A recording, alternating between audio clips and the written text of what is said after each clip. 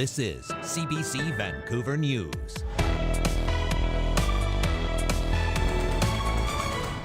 To the best of our knowledge, this was the first time that a NORAD operation has downed an aerial object. The Prime Minister orders NORAD to shoot down an unidentified object over central Yukon, the third incident in the past week. Surrounded by sorrow, a look at what survivors and aid workers are facing in Turkey and Syria. Plus, a village struck by tragedy. 40 years after a devastating mudslide, community members commemorate the lives of two young men who died. Good evening, I'm Janella Hamilton. Leanne is away tonight. The North American Aerospace Defense Command, known as NORAD, has shot down an unidentified object over Canadian airspace. It happened just after noon today, 100 miles east of the U.S. border in central Yukon. Defense Minister Anita Anand says the object was downed at the orders of Prime Minister Justin Trudeau due to the possible risk to flights and other aircraft. In a new news conference earlier today, Anand says there is no reason for Canadians to be concerned.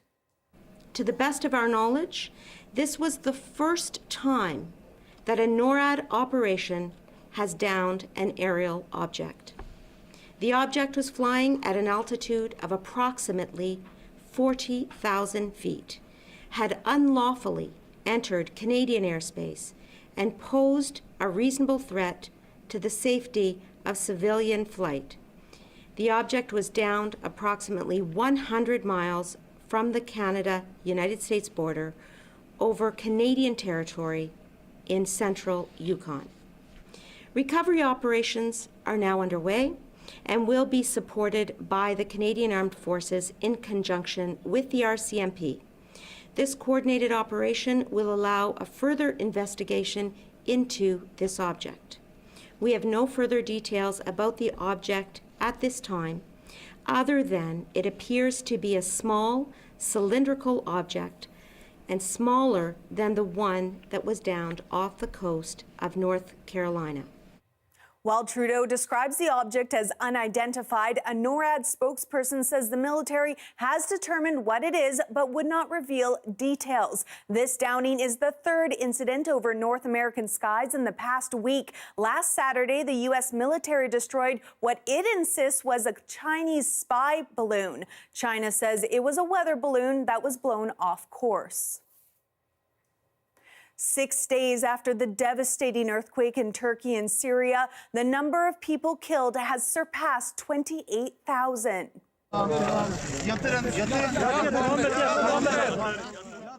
There were more dramatic rescues earlier today, but reporters saw fewer search teams. More than 1 million people are homeless, and concerns around supplies and sanitation is growing. Clashes between groups prompted some aid organizations to suspend work. U.S. officials warn the number of dead could double. Tented cities for the homeless have sprung up next to the earthquake's wreckage. With a closer look at what survivors and aid workers are facing, here's the CBC's Chris Brown. The crisis in southern Turkey is very quickly moving on from rescues and the recovery of bodies to trying to help the survivors. This is a humanitarian aid center in Osmania that's helping about 4,000 people who've been displaced. In just a relatively small city, there are 11 camps just like this, and it's hosting not just Turks, but also Syrians who've already been displaced by that country's long civil war and now have to move on again.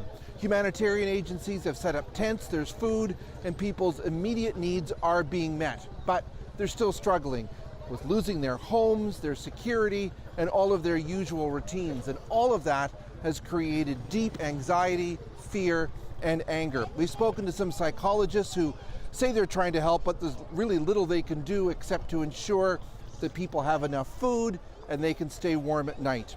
Osmania city center got hit hard. Many buildings collapsed, but at least other parts of the city are intact, so there are some services here to support people, and that is certainly not the case everywhere.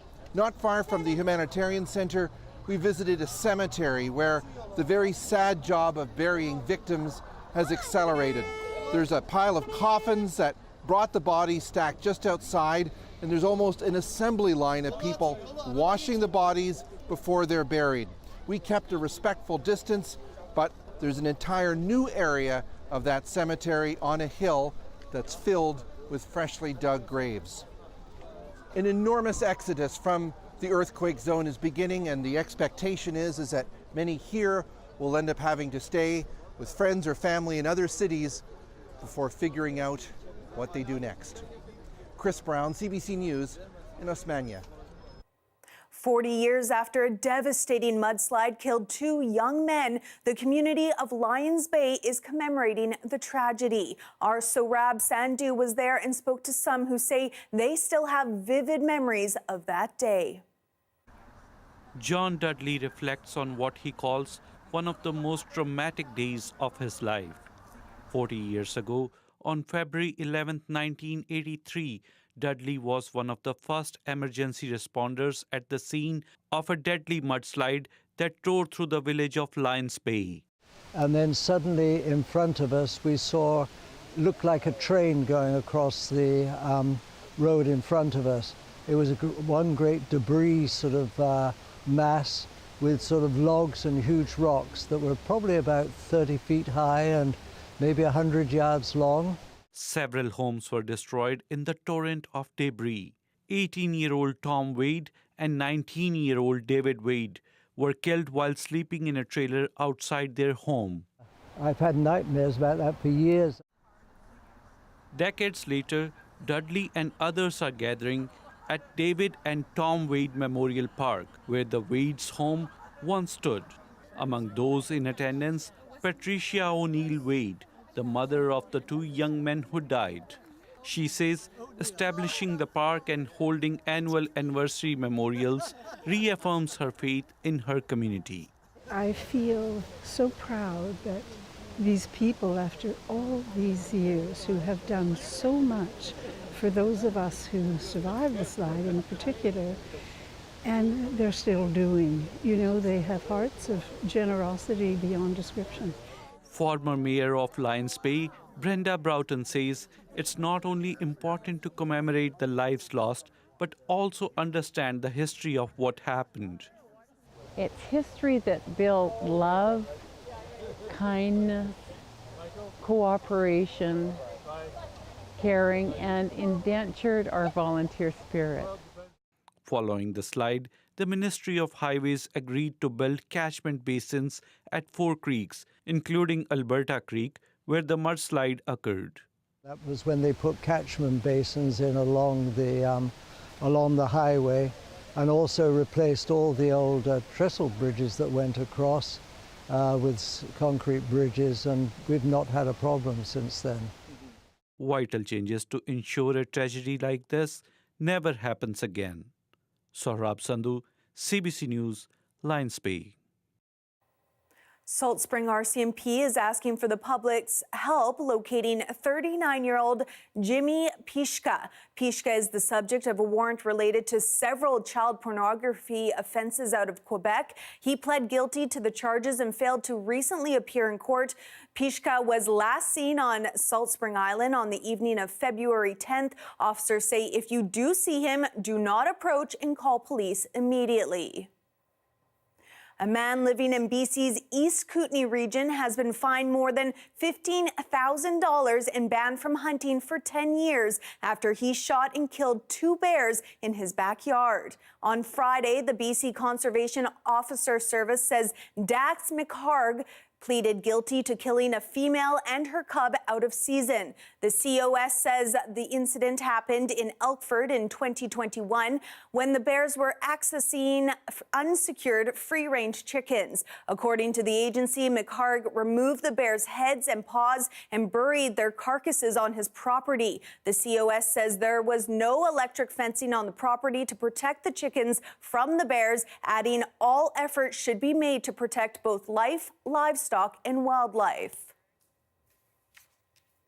A Vancouver real estate developer with many properties is seeking creditor protection, citing almost $700 million in debt. The development comes as a new study from StatsCan shows more than 1 in 5 homes are owned by investors. Yasmin Gandam reports. Coromandel Properties has filed a petition in BC Supreme Court asking for more time to restructure its finances. The company is involved in 16 real estate projects in Vancouver. Among them is Frame, a 10-story development on Kingsway with 219 units, some of which have been sold. The petition says the company has had difficulty servicing debt amid rising interest rates. So what does this mean for people who have invested? If I was a buyer personally, I would be concerned, and I would take my contract of purchase and sale to a lawyer and get them to examine the wording and see what their options are. Are they able to get out of the contract? Coromandel's development on Oak and West 62nd Avenue is 60% complete, and 22 of the 23 townhomes have already been sold, which Goldman says is a unique situation. They would have potentially, sold their condo units 2 years ago, and they made the assumption that the underlying factors in the equation, the variables in the equation, would be constant. And nobody knew that interest rates would have gone up more than any time in recorded history in the shortest period of time. This comes as new data from Statistics Canada shows 23% of homeowners in BC are property investors. Housing analyst Andy Yan has found that a third of all new properties built since the 2000s in Metro Vancouver were specifically for investment, and the rising interest rates pose a distinct dilemma. I think that a lot of this is a bit of, uncertain territory, but yet I think at the same time, some profound kind of questions in terms of how Canadian housing policy ought to look like, as well as the finance behind it. Despite the rocky conditions interest rates may have put some investors and developers in, Goldman does not see this as a precursor of further troubles. As for Coromandel, the petition says without protection, the company will not be able to explore restructuring and may be forced to liquidate its assets. Yasmin Gandam, CBC News, Vancouver. Bed Bath & Beyond Canada is closing its doors for good. They've been granted an initial order for creditor protection by the Ontario Superior Court. According to the court documents, the Canadian branch of the company is insolvent and will be unable to restructure without help from its U.S. parent. They operate 54 stores in Canada and 11 Bye Bye Baby outlets, including 11 locations here in BC. The company employs nearly 400 full-time workers and more than 1,000 part-time employees. To North Vancouver now, where hundreds of mourners gathered Friday to say goodbye to a beloved man who served up hot food and warm smiles for decades. Ralph Dons was the longtime owner and chef behind the Soupmeister, a treasured Lonsdale Quay restaurant. Our Liam Britton met with some of the family and friends and shares their story. You could always count on Ralph Downs for a hearty bowl of clam chowder, beef barley, or chicken noodle soup. But he was more than that. His neighbor, Steph Baker, remembers him as more than just the guy next door. He was a friend and mentor to her kids. He watched my children grow up. He was our support system whenever we needed it. And then when my kids were old enough to work, it was their first job. In 1996, Downs gave Sarah Robertson her first job, and she kept coming back for over 25 years. Every time I'd go back, I got married, had 2 kids, and introduced them to the kids. He always had time for everybody. So you would go there to update him on your family, and he just took an interest in everybody that ever worked for him, everybody that ever met him. He was just such a genuinely nice and friendly person. This was the first memorial held for Downs, who died of cancer in late November. He was 63. He immigrated from Germany in 1991 and was an executive chef in BC for many years, but grew tired of the corporate world. Friends say he loved to make stocks, sauces, and soups, though, so he made that his bread and butter. And actual bread and butter? You could also find that at his restaurant, too, of course. Countless patrons visited the Soupmeister over the years, and on Friday night, they all say goodbye to him in the only fitting way, over a hearty bowl of soup. Liam Britton, CBC News, North Vancouver. A 12-hour benefit concert is taking place in Castlegar next weekend for a toddler who was the lone survivor following a car crash last month. All proceeds from the Buy Donation concert will go into a trust fund for 2-year-old Meadow Moonflower. Habib Moonflower, his partner Ashley Mullaney, and their 8-year-old son Vincent all died near the West Kootenay community of Thrums in January. Their 2-year-old daughter survived the crash and is now in the care of her extended family. Yaniv Feiner is one of the organizers of the event. Next Saturday, February the 18th, we're holding a fundraising concert called the Meadow Moonflower Music Festival. My friend Sakiko and Carol and I are organizing this event, and we'd love for you to come on down. Feiner says he hopes the concert will bring the community together to heal. BC farmers are gearing up for a busy market season ahead, and one East Kootenay market kicked things off with a special Valentine's Day event. We wanted to give people an alternative to shopping at big box stores for holidays, so we strategically had markets around big holidays. Kazemi says the community has embraced the love-themed event with open arms. This is the first time in years Cranbrook has been able to host a market so early in the season. The BC Parks Foundation kicked off its 25 by 25 campaign by introducing the Wishing Tree, an interactive collection of British Columbians' wishes for preserving nature that will set the pace for action in achieving the protection of 25% of the land and sea in this province by 2025. So tonight we're launching the Wishing Tree. The Wishing Tree is a beacon or a place where British Columbians can share their wishes for BC's nature. For every wish that people make, we have donors that are going to contribute $10 to protect beautiful places across BC. We'll move it to other locations throughout BC over the next 3 years as we strive to protect 25% of BC by 2025. You can go online and make your wish, but when you come to the physical tree in English Bay and you speak into the podium, the tree will respond to your wish. As the kids are they wish for more foxes, they wish for more bears, they wish the bees will keep pollinating the flowers, they're wishing for a lot more fish in the sea and less pollution and less garbage and all those kinds of great things. Very few British Columbians know 1/4 of the world's coastal temperate rainforests are in British Columbia, 1/4 of the world's. We have some of the last large tracts of unroaded wilderness in the world. We're wishing really big to achieve this 25% protection by 2025, and we know it's going to take all British Columbians and all their wishes coming together to make that happen. It's been magic. It's been just so many people coming together, so many British Columbians with this outpouring of goodwill for nature. A model train store may be pulling into the station for its final time. Vancouver's Central Hobbies has been a place for mini train enthusiasts to let off some steam since the 1980s. However, soon the owner will be hanging up his conductor's hat for good, with the hopes someone else may keep those trains rolling. 11:42 from 20, thank you. I woke up one day and I said, I don't want to do this anymore. I love it, but I don't want to do it anymore. Well, I want somebody who's going to buy it to know enough about the business and the hobby to keep it going. I would be disappointed to see it go away, but I'm prepared for that. When I started off, I had a little bit of radio control stuff and a bunch of plastic models, but mostly it was all trains. Most of the details in here are things that you would buy and use on a train setup. All these vehicles, you put them together and you paint them and they'd be part of the scene on your train layout. That's terrible. It's the only hobby shop left in the area that has a lot of trains. This was my happy place. I appreciate the customers. There's many people who have enjoyed coming in here, and I've enjoyed having them. Thanks for looking. All right.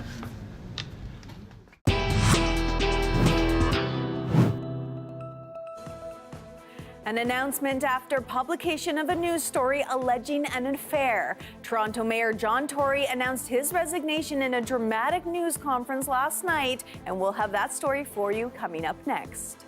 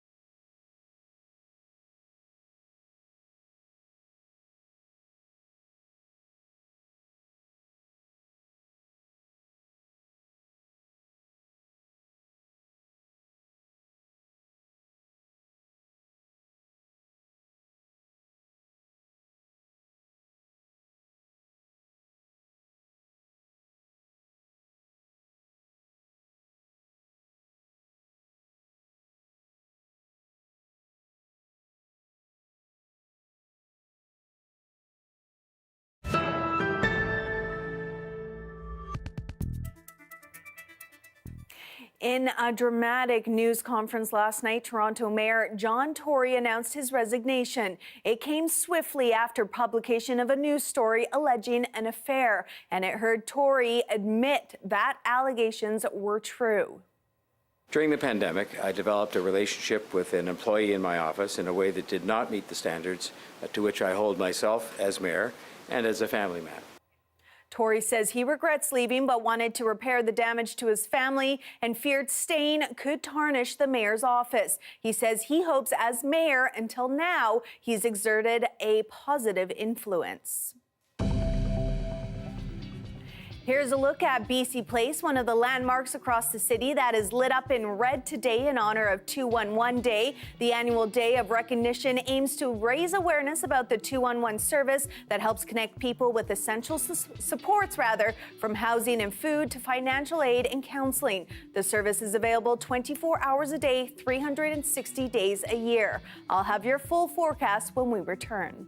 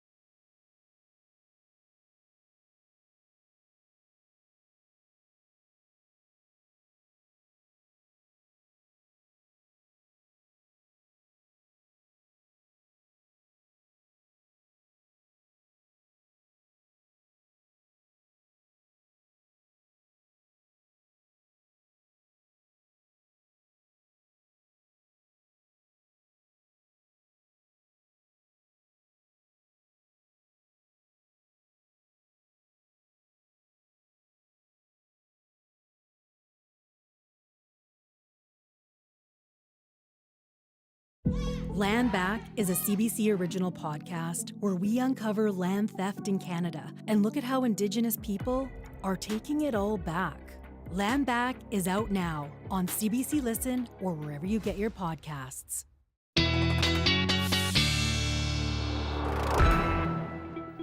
All right, it is time now to take a look at your forecast, beginning with current temperatures across the regions. Pretty steady temperatures across the board, 4 degrees in West Vancouver, same at the Vancouver Airport and in Pitt Meadows, 4 degrees in Abbotsford, a little cooler south of the border in Bellingham with a high of 3 degrees. Tomorrow's forecast at Dease Lake, a high of 1 degree, but you're going to be seeing a lot of those wet flurries and rain throughout the day, 60% chance of rain, so definitely get those umbrellas ready. A little warmer in Williams Lake at 7 degrees, and again with those flurries across the board, wet, and more wet in Victoria, Port Hardy, Prince Rupert rather. 4 degrees and sunny in Cranbrook for tomorrow, and 7 degrees and a bit of sun mixed with rain in Kelowna. Taking a peek at our 5-day forecast in Metro Vancouver. More wetness coming our way. Sunday, high of 9 degrees. Monday, the same with a little bit of that rain. The sun is going to poke its head out on Tuesday with a high of 6. Wednesday and Thursday, we're going to see that rain turn into more of snow flurries with a high of 7 on Wednesday and a high of 9 on Thursday. That is your late news for this Saturday. Thanks so much for watching. For news at any hour, you can always go to our website, cbc.ca/bc. Have a great night.